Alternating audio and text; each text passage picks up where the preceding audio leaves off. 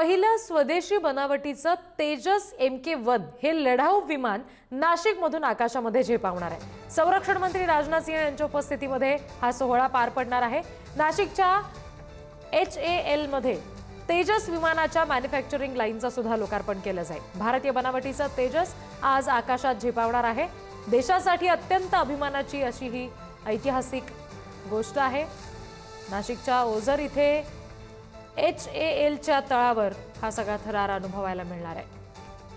आणखी तपशील घेऊयात प्रतिनिधी किरण ताजणे यांच्याकडून। किरण, कशा पद्धतीने या सगळ्या तेजस विमान आकाशात झेपावणार आहे त्या संदर्भातली तयारी आता झालेली आहे?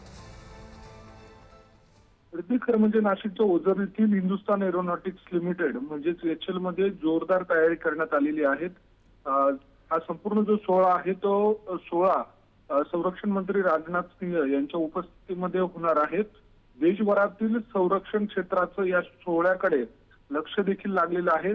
तेजसचा हा प्रवास फक्त एका विमानाचा नाहीये, तर तो भारताच्या सामर्थ्याचा आणि आत्मनिर्भरतेकडे टाकलेल्या भक्कम पावलांचा देखील आहे।